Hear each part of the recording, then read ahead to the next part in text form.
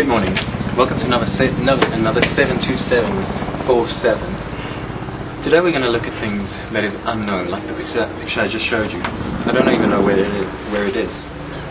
We're going to speak about the unknown today because there's something in it that really creates a little tension between what we want to do, what we think is risky or not, and what is good for us.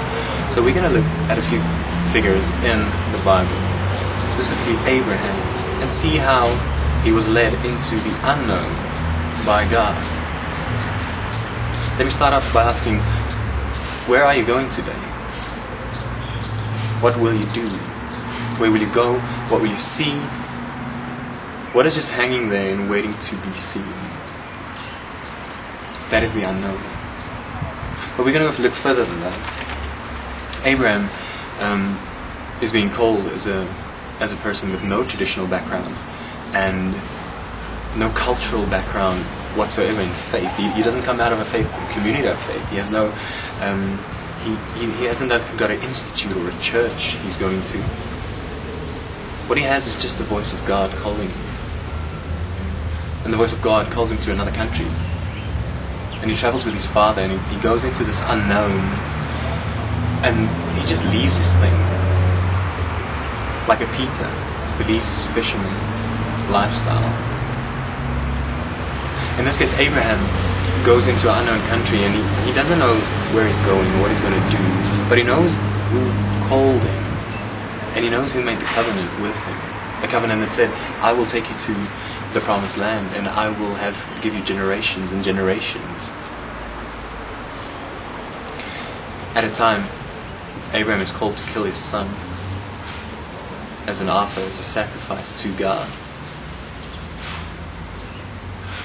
After waiting so long, would you kill your son if God asks you?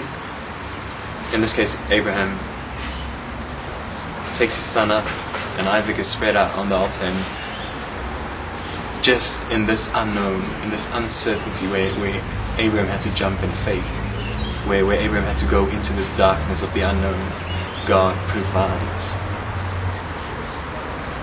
God says, I can see you trust me. God say, I did not leave you even in the unknown. In a few hours' time, I'm going to leave for Ethiopia, and I'm flying off to a country where I've never been before. If this was the Kruger Park or Joburg, I could have just drawn up a map and know that I've been there before. I've spent time there, I know the people. But I've got no reference to where I'm going. I've got no reference to what I'm going to see, the people I'm going to meet, the traditions. And Ethiopia is just this blank page, this unknown, this dark room that I'm moving into.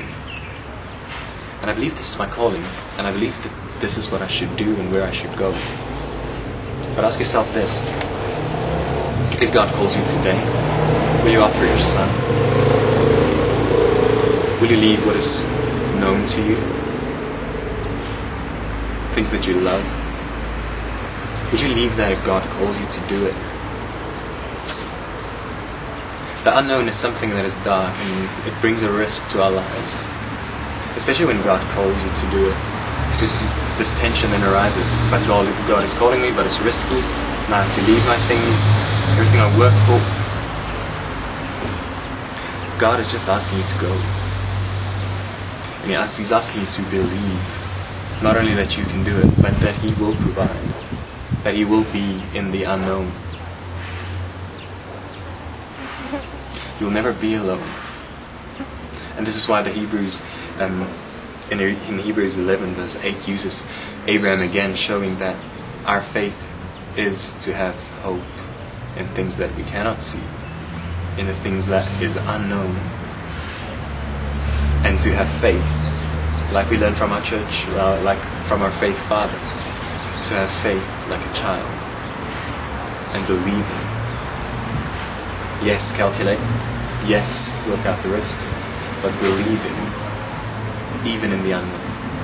I hope you have a great day, wherever you go, and whatever or wherever God leads you. Cheers.